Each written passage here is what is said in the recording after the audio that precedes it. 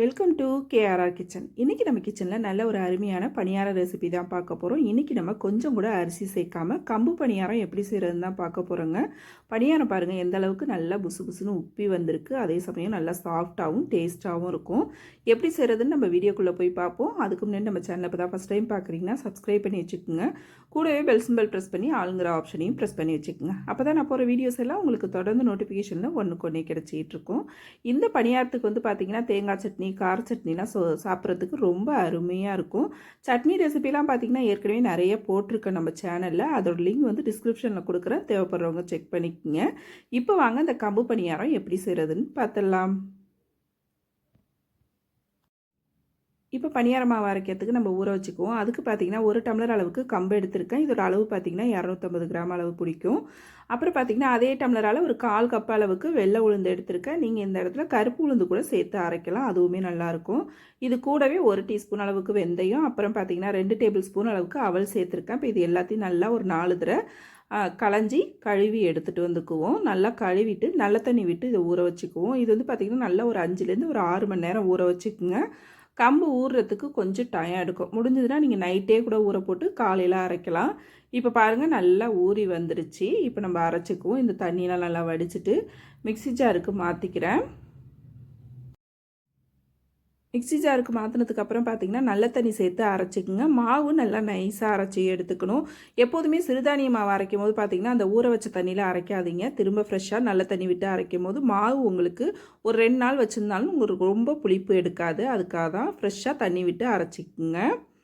இப்போ நம்ம அரைச்ச மாவை ஒரு பாத்திரத்துக்கு மாற்றிக்கிறேன். மாவு வந்து பார்த்திங்கன்னா இந்த பக்குவத்துக்கு இருக்கட்டும், தண்ணி அதிகமாக சேர்த்துற வேணாம். இதிலே இந்த மாவுக்கு தேவையான அளவு உப்பு போட்டு மாவை நல்லா கரைச்சி எடுத்து வச்சுக்குவோம். மாவு நல்லா கரைச்சதுக்கு அப்புறம் பார்த்திங்கன்னா நல்லா ஒரு 5லேருந்து ஒரு 6 மணி நேரம் புளிக்க வச்சு எடுத்துக்குவோம். மாவு நல்லா புளிச்சு வந்தால் தான் உங்களுக்கு நல்லா பணியாரம் சாஃப்டாகவும் நல்லா உப்பி வரும். அதனால் மாவு நல்லா புளிச்சு வரட்டும். அதுக்கப்புறம் நம்ம பணியாரம் எப்படி செய்கிறதுன்னு பார்ப்போம்.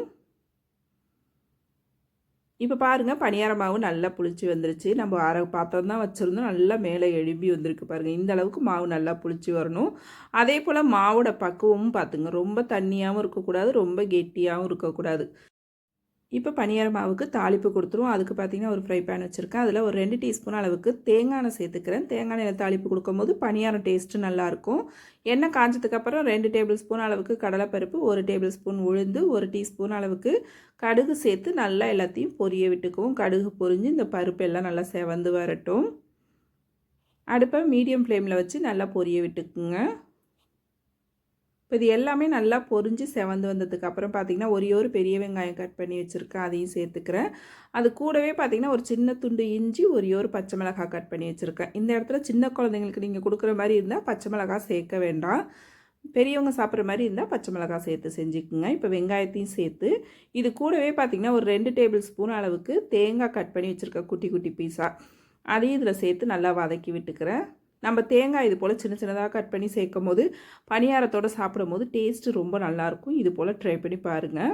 இப்போ இதில் வந்து பார்த்திங்கன்னா ஒரு 1/4 டீஸ்பூன் அளவுக்கு மட்டும் உப்பு சேர்த்துக்கிறேன். ஏற்கனவே நம்ம மாவில் உப்பு சேர்த்தாச்சு. இந்த வெங்காயத்துக்கு மட்டும் உப்பு சேர்த்துக்கிறேன். அப்புறம் பார்த்திங்கன்னா ஒரு 1/2 டீஸ்பூன் அளவுக்கு பெருங்காயத்தூளும் சேர்த்து இதை லைட்டாக வதக்கினோம்னா போதும். ரொம்பலாம் வதக்க வேணாம், கண்ணாடி பக்குவத்துக்கு வதக்கி எடுத்துக்குங்க.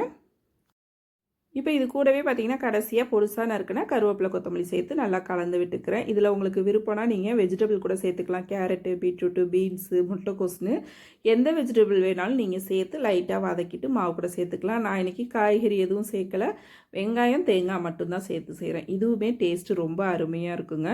இப்போ மாவு நல்லா கலந்து விட்டுட்டேன். மாவு பாருங்கள் இந்த அளவுக்கு இருக்கணும், அப்போ தான் பணியாரம் உங்களுக்கு நல்லா அருமையாக வரும். இப்போ பணியாரம் ஊற்றுறதுக்கு அடுப்பில் கல் போட்டிருக்கேன். இதில் ஒரு 1/4 டீஸ்பூன் அளவுக்கு எல்லா குழியிலையும் எண்ணெய் சேர்த்துக்குவோம். உங்களுக்கு விருப்பம்னா நீங்கள் நெய்யில் கூட ஊற்றி எடுக்கலாம், அதுவுமே டேஸ்ட்டு நல்லாயிருக்கும். நம்ம வீட்டில் சட்னி கரண்டி வச்சுருப்போம்ல, அதால் ஒரு 3/4 கரண்டி அளவுக்கு ஊற்றுனீங்கன்னா உங்களுக்கு கரெக்டாக இருக்கும். நல்லா வெந்து மேலே உப்பி வரும். இப்போ இதை நல்லா ஒரு மூடி போட்டு அடுப்பை வந்து மீடியம் ஃப்ளேமில் வச்சுக்கோங்க. தீயை ரொம்ப அதிகமாக வச்சிடாதீங்க. ஒரு 3 நிமிஷம் அப்படியே விட்டுட்டிங்கன்னா பாருங்கள் நல்லா வெந்து எந்த அளவுக்கு உப்பி வந்திருக்கு பாருங்கள். அப்படி லைட்டாக திருப்பி விட்டாலே போதும், நல்லா அழகாக உருண்டு வரும். இப்போ எல்லா பணியாரத்தையும் திருப்பி போட்டு இன்னொரு 3 நிமிஷத்துக்கு வேக வச்சு எடுத்துக்குவோம்.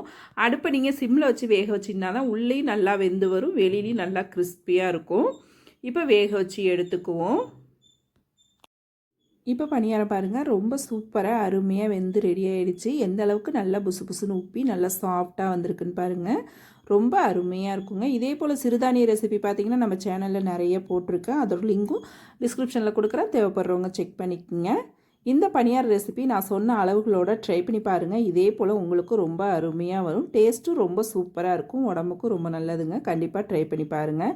ட்ரை பண்ணி பார்த்துட்டு எப்படி இருக்குன்னு எனக்கு கமெண்ட் பண்ணுங்கள். என்னோட ரெசிபி பிடிச்சிருந்ததுன்னா லைக் பண்ணுங்கள், ஷேர் பண்ணுங்கள். மறக்காமல் நம்ம கேஆர்ஆர் கிச்சனை சப்ஸ்கிரைப் பண்ணி வச்சுக்கோங்க. நாளைக்கு வேறொரு ரெசிபியோடு சந்திப்போம். தேங்க்ஸ் ஃபார் வாட்சிங்.